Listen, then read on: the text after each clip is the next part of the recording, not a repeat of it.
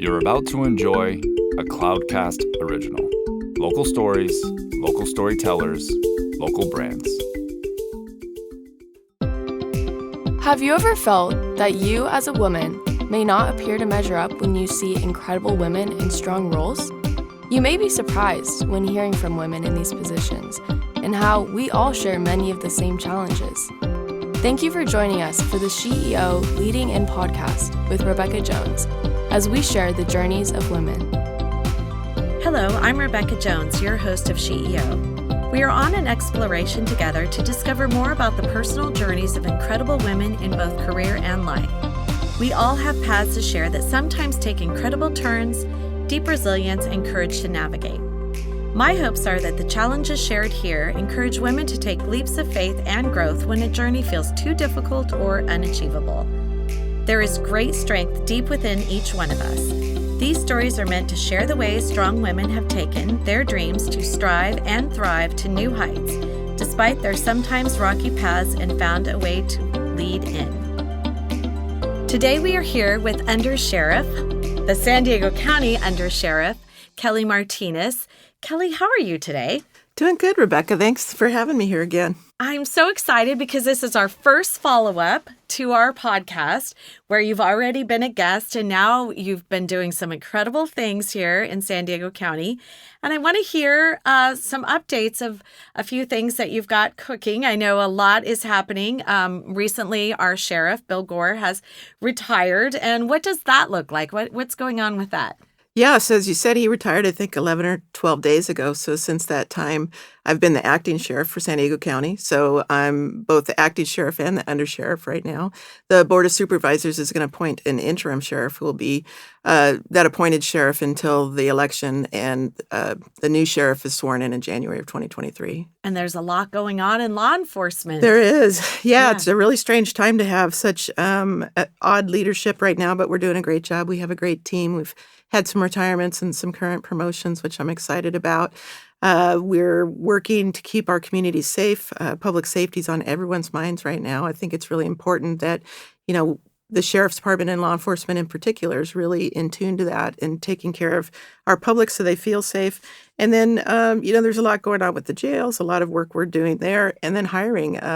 Just like everyone in the nation, we're struggling to hire enough people. So we've got an open door for anyone who wants a job, either in law enforcement or one of our professional staff positions. Well, I'm glad that you brought that up because it really is on everyone's mind. I mean, a couple of different things, the shortages in the workers, but then also, kind of what's going on with law enforcement. And I, for one, am a huge proponent of people feeling safe and, really love working with the Sheriff's Department. I think that there is probably going to be a shift. I think as people are now thinking about it, they do realize they do want to feel safe. And, going out into the community, I was having a discussion a little bit earlier with you. I want to feel safe when I walk out to my mailbox. I want to feel safe when I walk, down the street. And everyone that I speak to actually feels that same way. So I am super grateful for all that you do in our communities, and really San Diego County is a pretty big county, and you have a lot of things that you do. Even some of our and a lot of people don't know this, but a lot of our smaller cities that have their own departments, you still have to fill in a lot of those ways. So you have all these different things like homicide and SWAT and all that they need from the Sheriff's Department. So you've got a pretty big job. And now you're doing two things. So how's that looking for you? Yeah, as you said, we cover 4,200 square miles of the county, unincorporated county, for law enforcement services. We're lucky to have 9 contract cities. San Marcos is one of them. And we're really enthusiastically supportive of those communities, and they're great about supporting us. It's really nice. As you said, everybody wants to feel safe. And in recent months in particular, our communities have just, the outpouring of support for our deputies has just been phenomenal. There's very few days when I go visit a briefing at a station when they don't have a bunch of donuts or cake or something from the community, which is great. We also are responsible for the jails and the courthouse security. So it's a big job for me, but we have terrific staff, and they're really working overtime literally to manage all of those functions. So yeah, it's a big job for all of us, but we are feeling supported by the community, which is really encouraging at this point. That's great. So we're here at CEO Lead In, and I know that you're doing some specifically female-oriented proactive efforts, and we would love to hear about what those might look like and when that's going to be happening. Yeah, so we do have, specific to our department, but also just some of the projects and programs we have. We have the Respect Project, which is really a youth empowerment project where we take kids who might be heading down the wrong path and turn them around. We have two absolutely dedicated deputies who've been doing this program since 2014. We recently graduated our first female academy from the Respect Project. We started with 10 girls and graduated 8 of them. We're going to continue with those in conjunction with the Boys Academy. We're going to have the Girls Academy, which really gives these youth the opportunity to go down the right path, make some right choices. It gives them the confidence and the respect for themselves and for their peers to be successful in life, which is so important to get involved when people are young enough to really turn things around. And I love that program because it's not geared just toward the kids. Yeah. It really brings in the family and their support system and all of that, which, we always say as women, it takes a village. It really does. Yeah. And there are so many people that can affect and any given, teen or youth, and in positive ways, but also negative ways too. And I really love that you're doing that. So when is the next project, the Respect Project, actually starting? That is going to be the female-only academy. Yeah, I don't have the exact date. We can get that, but pretty soon we're going to be running them continuously. And, it's a great program. And there's so many other youth mentoring programs that our deputies every day. As you know, you can just make a small comment or small support for anyone in your sphere, and you really do influence them. I have a young lady that I know, and she was in the Star Pal program, which is a program San Diego Police Department pretty much leads, but we've also been involved with that program. She's 20 years old now, but she still remembers a conversation she had with a female law enforcement officer then, and she's really motivated to get into law enforcement today once she's old enough, so it's exciting. What's interesting about that? I remember back in fourth grade, I have a second grade teacher that I had a very negative experience with. I got sick. I had to jump out of my seat, which, I didn't want to throw up at my seat, but I wasn't feeling well. And so I threw up in the trash can, and it really affected me. She sent me to the principal's office. Right. Then in fourth grade, conversely, I had this amazing teacher. I had a pony at the time, and he had passed away, and I was heartbroken.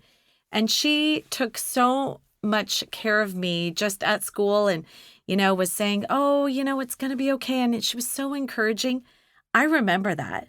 When we're kids, we really do remember those positive experiences, and I really I'm wondering what we're doing differently with the Girls Academy versus the Boys Academy, because I think there is always a part of being a woman and a female that another female speaking into you and encouraging you really does do something a little bit different than when a man tells you. I'm just wondering, is it going to be that women are coming in from the force and talking, and I'm hoping that you'll be there for sure, because I think that would be super cool for people that are young to see that we have an undersheriff, our first female undersheriff here, an acting sheriff here in San Diego County, which is a pretty big county, I think one of the largest in the nation, to actually see and hear from a woman. Yeah, that's a really important point. These girls in the Respect Project so the boys' side of the Respect Project have male deputies that run that academy, and we have women deputies that are running the female side of the academy, which, as you said, is huge. To have a female mentor when you're a young girl, a young lady, is just so important because there's a connection there. There's an understanding of what girls are going through and how we develop versus how boys develop, and the needs of boys a lot of times are very different, as you know, and involving the families, as you said, because sometimes these kids, and we found in some of our other programs, Camp Lead and some of the others, when we are one-on-one with youth, a lot of times things come out that are happening in the home that are destructive or not positive, and that's the opportunity for these kids really to open up and ask for help where they might not have had that opportunity before. They wouldn't just go up to a deputy or an officer on the street, but if they have that one-on-one connection, that mentoring relationship, it's really important, and it helps them come out of their shell, helps some things come out that might not be healthy in the family environment. So it's really a great opportunity. It's the only way to really reach some of these kids. Definitely. So it's going to be right there at the San Marcos campus? Yeah. So anyone who hasn't seen the campus in San Marcos, it's incredible. As you know, you've seen it a number of times, I think. There's a music studio. There's places for the kids to play outside. There's opportunities to get help with homework. There's a food pantry for the family. There's a lot of other support for the kids that's just really opens up their creative side and also teaches them the discipline to do their homework and to do the work and to succeed. So since it's a female-only academy, are there going to be other women that will be able to speak to these young women and encourage them and talk about girl things? Because, it is a little bit different. Well, I hope you've been invited. Not yet, but I'm hoping so. If not, we can invite you. Yeah. I think that's really important to have women in strong leadership roles, because what happens too is I think we get as much out of it as the kids do, right? I mean, it gives us an opportunity to share our experience, because we all worked really hard to get where we're at. None of us got here easily, and we've learned some things along the way that we can share and maybe make it a little bit easier, or sort of outline that blueprint or that path for someone else to succeed. So curious, and you may not know this statistic, but I grew up from 11 years old in a single parent household. My mom and dad got divorced, and I lived with my mom. And it was really hard on her because she was working a lot. I wonder if you see that a lot. I'm assuming that's probably part of what's happening. But what's happening, what are you doing as far as encouraging the kids that have a single family or a single parent household? How are you encouraging them differently than families that have both a traditional mom and dad in that home? Is there anything that's happening differently? Yeah, I think kids, the latchkey kid, I think, is a lot of what we hear quite often. And that can be for kids with two parents that both work, or someone with a single parent household. A lot of times with single parent households, though, what happens is the one parent might work a night shift. So a lot of times those kids are left alone more often in the evenings than at night. And that's really a hard time for kids to be alone. And it's really an influential time when they might get in trouble more often. So reaching out, talking to schools and teachers and things who might be able to identify those kids is really key.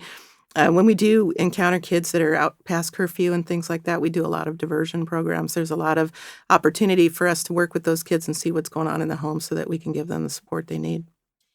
And homework help. I love that that's happening, and they can do that during the day through the program. Do you have outside tutors coming in, or how does that look? They do have some outside tutoring, and then also the deputies themselves do a lot of the help. There's volunteers that can help with that. I think it's important for those kids to have a place to go and some structure where they get that homework done, because as you know, if you're not doing the homework, if you're not putting in the investment in your education outside of school, you're not going to get as much out of it, and your grades aren't going to be as good. Definitely. So you're working with the local schools, Boys and Girls Club, I'm assuming, identifying the families that really need that help. Right. Yeah, we're getting a lot of its referrals from the different schools in the area and things like that. And we really want to expand this program. I've been talking about that for a couple of years. We'd love to have a South or East County version of this. So if there's anyone listening who wants to help us we need a location in Spring Valley or Lemon Grove or one of those areas, and then we can support kids in another area of the county that could really use the help. I know Santee has talked about it. They said, what are you doing in San Marcos?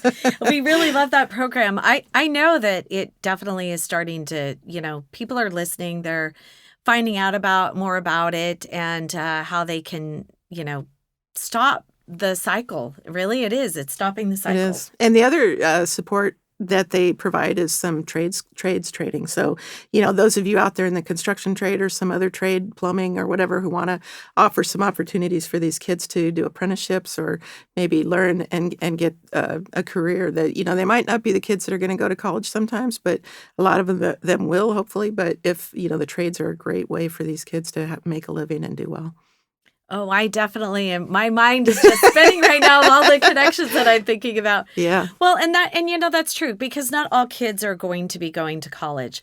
It just isn't for everyone. And so having those other opportunities is a pretty big deal. And we need people in the trades, right? That's right. I mean, there's a lot of work out there for everyone, so it's great if we can develop some kids for those things. And nursing programs, we have such a need in this nation right now for nursing and for mental health clinicians and all of those counselors and things like that. And who Definitely. better than someone with some lived experience, right? Well, it gives them more authority because they actually can come from a place of knowledge and Right. experience. Sadly, experience, but truly, I think that's really important. So, you're going to be building all of these new relationships and moving this forward in a different way. Have you thought about how you can further expand as far as bringing more people to help you with this? And do you have like a formal process on that? So we have, a lot of interest and a lot of ideas. It's just sort of figuring out. The biggest thing is finding the space and someone to donate the building space or pay the leases and things like that. The sheriff's department can't support this on our own, so getting some help with that, and then finding, trying to develop a nonprofit that can do a lot of that would be helpful. Okay, so maybe a respect project. That's wonderful. So tell me, what do you think the trends are going to be moving forward in law enforcement and the proactivity of it all? Well, I really think we have opportunities to leverage technology. I think I've been saying for a while that we need to do some futures forecasting and understand what our society is going to look like and what enforcement needs there will be. I do think there'll be, fewer cars at some point. We see the prices of cars and teleworking and all of those things. So just understanding what the trends are and then looking at those as far as enforcement. As far as criminal trends, people, the stores aren't going to be out there as much. We're not going to have the brick and mortar the way that we do now. So, the theft that's occurring through package delivery and things like that is something that we have to look at. Well, I was just going to bring up the drone delivery. Yeah. So, drone delivery now, autonomous cars, all of that. I think those are definitely trends that are going to end up happening. What are your thoughts about that? I mean, it's kind of crazy, isn't it? It's like the Jetsons or very something. robotic. Yeah, it's really interesting, and who's going to be able to afford some of that? So we'll really definitely have, I think, different enforcement for different economies. I think because the drone technology, the self-driving cars, all those, not everyone's going to be able to afford that. So we'll have to look at how our society is really built in the coming years. So what are your thoughts? This is just out of the blue. But, talking about, autonomous vehicles, more of an on-demand sort of delivery. So you don't actually own it, but having it like as a mass transit sort of thing that it comes to your house and it being with someone else in the car that's not driving it. That I think, oh my gosh, there's no way I could do that. What are your thoughts about that? Yeah, that will be interesting, and especially from a safety perspective, because we have had the Lyft, some of the ride share services where we've had some safety issues and concerns, not only for the driver but for the passengers, and then if you're literally ride sharing with people you don't know and there's no driver in the car, that's really an interesting idea. I hadn't thought about that, but certainly a trend we should look at. Well, now you can start thinking about it. Not that you need one more thing on your plate, but really, how are you liking being the acting sheriff? There's a lot of it I really like. I like having the ability to make the decisions and to guide the direction of the department. We have a lot of ideas, a lot of things we want to do. I like the idea of building a team, which is what we're doing right now. It's a lot of work, and but it's worthwhile work. I've been in this job 37 years, which I never thought I would be at this point in my life or my career. There have been opportunities to retire previously, but I'm super excited at this point because I've got a lot more to do, and I think there's a need in the county for that. So, and how many deputies do we have now? So we have 4,600 staff positions. So we've got about 4,200 of those positions filled, I think, today, and probably 1,900 or more. I'm probably inaccurate on my numbers, but that many deputies that are actually sworn personnel. Wow. Yeah, it's a lot of people. And, that just like any large organization, it's important to communicate. It's important to support people. It's important to give them a good work environment and have them feel value. So those are my priorities as well. I've always been someone who cared about the people that work for me and work around me. So it's important that they feel that not only from the community, but from within the department. So first woman undersheriff, Yeah, and now acting sheriff, the first woman. right. How does that feel? It's really amazing because 172 years department history, and we've never had a woman in this role. And a lot of women are excited on our department and in law enforcement in general. That's what I get the most, is that they see themselves being able to have the ability to go all the way to the top now where they didn't before. It was kind of the belief that, no, those higher level ranks are going to be for men, which is, it's nothing that was ever said or anything that was ever told to us, but you believed that because you've never seen a woman in that role. So it's exciting. And I find myself, I don't do it consciously, but I seem to have surrounded myself with a lot of direct reports who are women, which it's just something that naturally has occurred. I really, I'm not, I need to really pay attention and make sure that I give everyone opportunities, which I'm doing, but it's fun to continue to mentor and bring other women up. Well, I think that's a good point, because if you look at women in general, there are some women that don't encourage other women because they feel threatened by that. And then there are some that just go, you know what, there's a place for everyone. Right. And it's great to encourage our sisters to live to their potential, and maybe, helping them out and saying a kind word and, just saying, hey, this opportunity could be for you too. And I think now that you've kind of blazed that trail and been the first, now there seems to be more opportunity for other women to even try. Well, one thing that I've noticed with women that's different than men, at least in my industry, is men naturally have an ambition to go to the next rank, or they have a goal in mind before the end of their career. I'm going to be undersheriff or whatever the rank is. Women generally have to be pushed to take that promotional step. I've noticed that a lot of women in my history in this career, and myself included, you don't envision that for yourself until someone calls you and says, you really need to put in for this or do that, which, we need to do that more, encourage each other, because we don't always think about it for ourselves. Yeah, that's a good point. So what's next? Well, hopefully sheriff, right? I remember you asked me that last time, and I was like, no. But yeah, we've got a little while till the election that's coming next. And in the meantime, I'll keep moving the department forward and meeting our goals, keeping our communities safe, and hopefully we'll get all these people hired that we want to hire. You know what I would love to see is you talked about encouraging other women. I would love to see you do some sort of program of intentionally trying to find other women to do this, like just some educational things. And now that, we have a woman district attorney, Right. a woman undersheriff and acting sheriff, that's a lot of women in there. And I think there certainly is a platform to grow that based on these sorts of leadership roles that are already happening right now today. I think you could come up with something really fabulous for San Diego County that really could encourage women. And, we can all do a lot of the same work, right? Yeah. Well, we have a women leaders in law enforcement group that hasn't been as robust in San Diego County, but statewide they meet once a year, which is really encouraging and helps women see themselves and develop. But you're right, especially when we get into these leadership roles at the level that we're at with the district attorney, myself, we've had women, mayors, and it's really good for us, I think, to give back and help people understand how, just pave the way. So. And even knowing, a lot of young women that are, again, back to latchkey kids. Yeah. I don't think there are a lot of women that don't even think about that as a job opportunity. Well, if you're not exposed to people who are in these different occupations, and I realized that too as I got older and developed more networking, I wish I'd known all the people I know now when my son was young, because that would have helped influence him and made him more confident and given him more opportunities. So, yeah, certainly I think we need to reach out to girls and women who don't have the same network or the same opportunity to meet people who are successful.